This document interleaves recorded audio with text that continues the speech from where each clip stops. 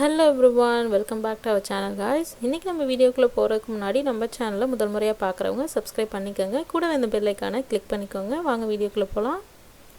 தீபாவளி பலகாரங்கள்லாம் எப்படி சூப்பரா செய்யலாம்னு டிப்ஸ் அண்ட் ட்ரிக்ஸ் தான் இந்த வீடியோல பார்க்க போறோம்.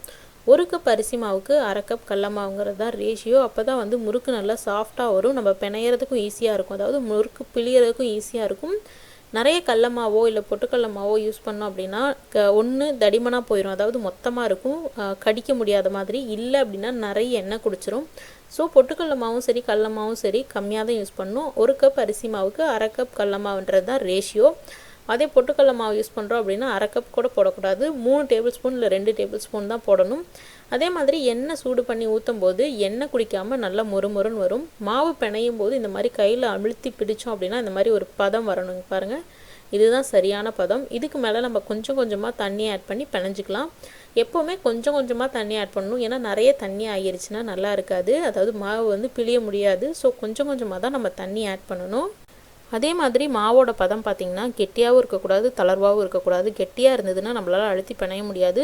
எண்ணெயில் போட்டு பொரிச்சதுக்கப்புறம் ரொம்ப கடிக்கிறதுக்கு வந்து கஷ்டமாக இருக்கும். அந்த மாதிரி இருக்கக்கூடாது. சாஃப்டாகவும் ரொம்ப தளர்வாகவும் இருக்கக்கூடாது. இந்த மாதிரி சாஃப்டாக கரெக்டான ஸ்டேஜில் இருக்கணும். அப்போ தான் வந்து நம்ம லைட்டாக அழுத்தம் கொடுத்து பிணையும் போதுங்க பாருங்கள், லைட்டாக தான் நான் ப்ரெஸ் பண்ணேன், இந்த மாதிரி ஈஸியாக வருது.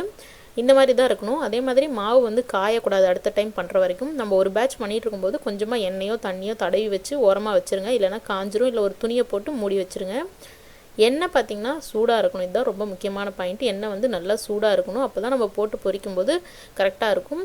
இங்கே பாருங்கள், அதே மாதிரி பிளேட்டில் வந்து இந்த மாதிரி போட்டு பார்த்துக்குங்க. பிகினர்ஸ்லாம் டேரெக்டாக எண்ணெயில் போடாதீங்க. இந்த மாதிரி ஒரு ஜல்லி கரண்டிலையோ ஒரு பிளேட்லேயோ இல்லை வந்து பட்டர் பேப்பர்லையோ இதுலேயோ ஒன்றில் போட்டு பார்த்துட்டு போடுங்க. எண்ணெயில் போட்டதுமே இப்படி மேலே வந்ததுன்னா இதுதான் சரியான பதம். எண்ணெய் வந்து ரொம்ப சூடாக இருந்ததுனாலும் கருகிரும். போட்டதுமே வந்து வெளியில் அவுட்டர் லேயர் பார்த்திங்கன்னா கரிஞ்சிரும், பட் உள்ளே வேகாமல் இருக்கும். அந்த மாதிரி இருக்கக்கூடாது. இந்த மாதிரி போட்டதும் மேலே வரணும், ஆனால் வந்து ரொம்பவும் சூடாக இருக்கக்கூடாது. இது பாருங்கள், கரெக்டாக வந்து பபிள்ஸ் அடங்கினதுக்கப்புறம் எடுத்துடலாம். ரொம்ப லேட் ஆச்சு அப்படின்னா கலர் மாறிடும். எப்படி சரியான பதத்தில் பொரிக்கிறதுன்னு காமிக்கிறேன் பாருங்கள். இது வந்து ரிப்பன் பக்கோடாவுக்கு நான் எடுத்திருந்தாச்சு. யூஸ்வலாக வாங்குகிற அச்சு பார்த்திங்கன்னா, அதாவது கடையில் வாங்குறது கொஞ்சம் பெருசாக இருக்கும். இந்த அச்சில் பார்த்திங்கன்னா இந்த மாதிரி சின்னது தான் வருது. இங்கே பாருங்கள், இந்த தடிமன் வந்து கொஞ்சம் சின்னதாக தான் இருக்கும், கடையில் வாங்குற மாதிரி இருக்காது. உங்களுக்கு வேணும்னா நீங்கள் பழைய அச்சு இருக்கும் இல்லையா, பழைய பிழியிற மாதிரி அழுத்தி பிழியிற மாதிரி இருக்கும். பட் இது கொஞ்சம் ஈஸியாக இருக்குது, ஸோ அதுக்காக தான் இதை காமிச்சிருக்கேன். இது பார்த்திங்கன்னா ரிப்பன் பக்கோடாலேயே 4 கலரில் இருக்குது. என்னடா 4 கலரில் இருக்குன்னு, ஆனால் வந்து மாவு பார்த்திங்கன்னா எல்லாமே ஒரே மாதிரி தாங்க பிணைஞ்சேன். இது பார்த்திங்கன்னா எண்ணெய் நல்லா சூடான உடனே போட்டது. ஸோ இது கலர் மாறிடுச்சு. இதுவும் நல்ல மொறுமொருன்னு தான் இருக்கும், ஆனால் கலர் மாறிடுச்சு. அதுக்கு பக்கத்தில் இருக்கிறது பார்த்திங்க அப்படின்னா அதுவும் வந்து சூடாக இருக்கும்போதே போட்டுட்டேன், கரெக்டான ஸ்டேஜில் போட்டுட்டேன். இது ஆனால் ரொம்ப நேரம் வேக விட்டுட்டேன், எடுக்கிறதுக்கு ஒரு 2 நிமிஷம் லேட் ஆயிடுச்சு. ஸோ அது கலர் மாறி இருக்குது. எண்ணெய் நல்லா கொதிச்சதுக்கப்புறம் போட்டால் தான் கலர் மாறும்னு இல்லை, இது நல்லா கரெக்டான ஸ்டேஜில் போட்டு ரொம்ப நேரம் வேக விட்டனால இது கலர் மாறி இருக்குது. இது பார்த்திங்கன்னா நல்லா வெந்ததுக்கப்புறமும் ஒரு 2 நிமிஷத்துக்கு அப்புறம் எடுத்தேன் காமிக்கிறதுக்காக, அதனால் அது கலர் மாறி இருக்குது. இது பார்த்திங்கன்னா நம்ம போடுறோம் இல்லையா சீரகம் வந்து தட்டாமல் போட்டோம் அப்படின்னா இந்த மாதிரி தான் ரிப்பன் பக்கோடா உடஞ்சி வரும். சீரகம்னு இல்லை, முறுக்குமே அந்த மாதிரி உடையறதுக்கு நிறைய சான்சஸ் இருக்குது. நல்லா ஃபுல் ஷேப்பாக வேணும் அப்படின்னா நீங்கள் சீரகத்தையோ இல்லை வந்து எள்ளு எது யூஸ் பண்ணாலும் இடித்து போடுங்க, டைரெக்டாக போடாமல். நல்ல ஃப்ளேவரும் கொடுக்கும். நம்ம அந்த மாதிரி இடித்து போடும்போது நல்ல ஒரு ஃப்ளேவரும் கொடுக்கும். இது பார்த்திங்கன்னா கரெக்டான ஸ்டேஜில் கரெக்டாக பொரிச்சு எடுத்தது. இது எல்லாமே எண்ணெய் குடிக்காமல், நான் ஆல்ரெடி சொன்ன டிப்ஸ் எல்லாம் ஃபாலோ பண்ணிங்கன்னா இது எதுவுமே எண்ணெய் குடிக்கல. உங்களுக்கு பார்க்கும்போதே தெரியும், எண்ணெய் குடிக்காமல் நல்லாவே மொறுமொறுன்னு இருக்கும்.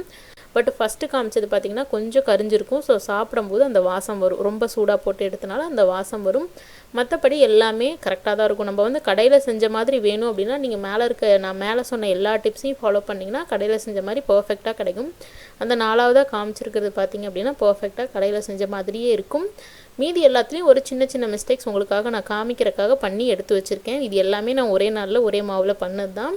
எக்ஸ்ட்ராவாக இந்த சீரகம் கொஞ்சம் ஆட் பண்ணி ஒன்று செஞ்சு காமிச்சேன், ரொம்ப நேரம் வேக விட்டு ஒன்று செஞ்சு காமிச்சேன். இது எல்லாமே மொறுமொறுன்னு சூப்பராக இருக்குங்க. வீட்டில் ட்ரை பண்ணி பாருங்கள்.